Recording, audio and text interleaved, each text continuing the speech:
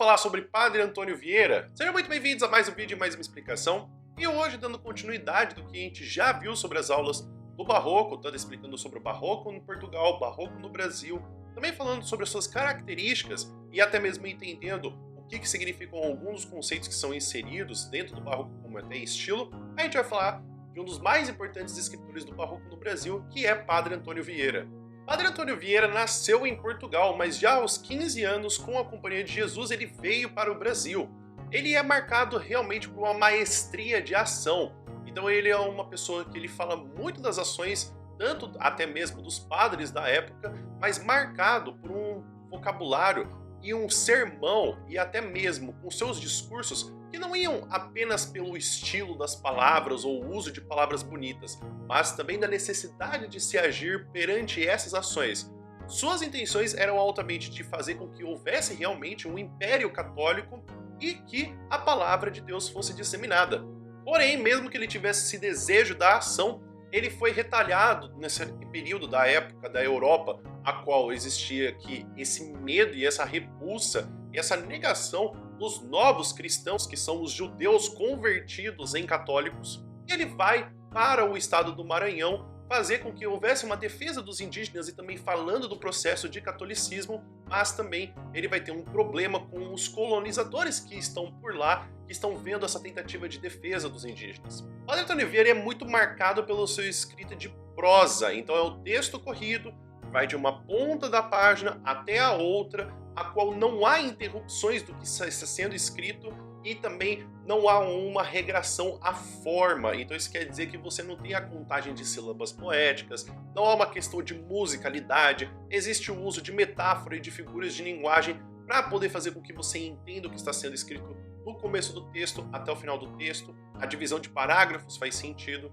Tanto é que quando a gente estuda no Barroco a questão de prosa e de poema, prosa a gente geralmente estuda Padre Antônio Vieira, e poesia a gente fica com Gregório de Matos, que vai ser ainda uma outra aula que a gente vai fazer. E mesmo que você não concorde, ou até mesmo que você concorde com os posicionamentos que Padre Antônio Vieira ele escrevia, o seu processo argumentativo, o uso de palavras, até a fórmula que ele utilizava para poder começar uma argumentação e finalizar sua ideia, são muito invejáveis e são estudados de várias formas. Não é só estudado apenas para vestibulares, mas há muitos concursos, existem também muitas revisitações pela escrita literária e pela forma como ele escreve. Ele é legitimamente um dos grandes escritores que tem da literatura portuguesa. Então, nesse embate entre católicos e protestantes, Padre Antônio Vieira escreve mais de 200 sermões. Isso é muita coisa realmente para poder se analisar, mesmo que Padre Antônio Vieira tenha vivido por bastante tempo, mas isso também dá a ele até mesmo um dos grandes respeitos que Fernando Pessoa o nomeia como o imperador da língua portuguesa. Não só pela escrita de grande quantidade, mas de alta qualidade. Uma escrita que você tem das estruturas das palavras, o uso de cada uma das palavras com seus significados e também a estrutura do que quer dizer aquela palavra no contexto. Não é à toa que quando a gente fala de Padre Antônio Vieira, venha também um dos termos que é utilizados no Barroco, que é chamado de conceptismo. O conceptismo é um jogo de ideias que é apresentado pelo que você vai discutindo ao longo de seu texto. Ele também é conhecido por quevedismo, que é nada mais nada menos do que a pessoa que a gente tem como um autor que fez com que houvesse essa proliferação e essa fama desse estilo. Ele é um jogo que tem mais pelas ideias que as palavras vão trazendo do que de fato as palavras por si só. Então há um contexto que essas palavras estão sendo utilizadas. Existe também um motivo de por que você usa uma palavra e você não usa outra palavra. Então todo o contexto traz uma necessidade de você ir de um ponto para você poder entender o que está sendo dito até outro ponto. Não é à toa também que a gente tenha outros usos que a gente tem durante essa argumentação. Como a gente tem o caso de exagero, a gente tem o caso do contraste também, de exemplificação e metáfora. Mas duas coisas se destacam quando a gente fala de Padre Antônio Vieira. O primeiro deles é quando a gente tem um silogismo. O silogismo, ele é uma linha de raciocínio lógica que você faz com que a pessoa acompanhe o seu pensamento de um início e vá se construindo, se argumentando, se firmando esse pensamento até o final dessa dedução ou desse raciocínio lógico. O que acontece é que existe também um outro que se chama sofisma. O problema que existe entre sofisma e silogismo é que o silogismo ele parte do pressuposto de duas verdades e ele chega até uma terceira verdade. Já o que a gente tem como sofisma, ele vem de duas verdades e que parece que traz uma terceira verdade, trazendo um problema na argumentação, fazendo com que seja analisado como esses pensamentos que tem na época, eles partam de duas verdades, mas cheguem a uma não verdade. Por isso que é necessário a gente ver que quando a gente fala de Padre Antônio Vieira, ele traz sempre duas ideias e ele vai explicar por que duas ideias são verdadeiras e por que a gente tem a ilusão de uma verdade quando a gente tem duas ideias e traz para uma que ela não é verdadeira. E para a gente poder perceber um pouco desse processo argumentativo, a gente tem o sermão 14º do Rosário, que ele foi feito à Irmandade dos Pretos do Engenho da Bahia. Vamos analisar aqui para a gente poder ver como que ele tem essa parte dos sofrimentos dos africanos parecidos com o de Jesus. Em um engenho sois imitadores de Cristo crucificado, porque padeceis em um mundo muito semelhante ao que o Senhor padeceu na sua cruz, e em toda a sua paixão. Cristo despido e vós despidos. Cristo sem comer e vós famintos. Cristo em tudo maltratado, e vós maltratados em tudo.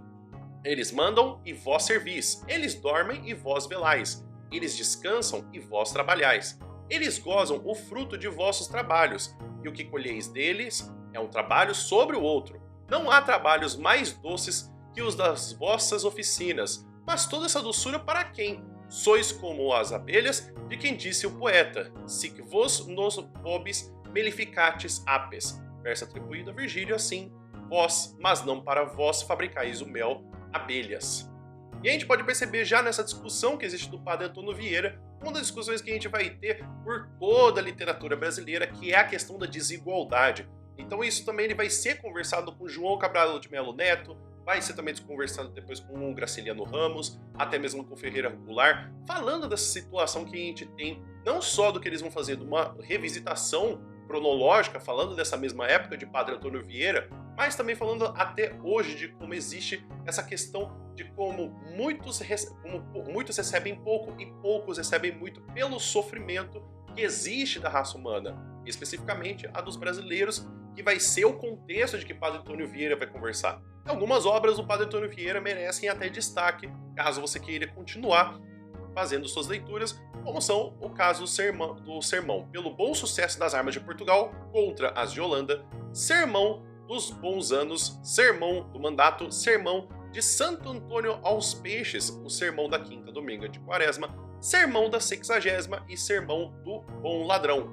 E até entre os indígenas, ele tinha um nome chamado de Paiaçu, que era conhecido como Grande Pai. Só que Padre Antônio Vieira, assim como existe de muitos pensamentos em uma época que só mais pra frente a gente vai achar normal, como por exemplo, talvez você consiga entender que a questão que existia da escravidão, não só dos indígenas, mas também que vai acontecer após com os africanos, hoje em dia parece uma coisa abominável, que não teria nem como se pensar em isso acontecer. Mas em uma época que ele está pensando aquilo, ele tem um pensamento muito mais avançado.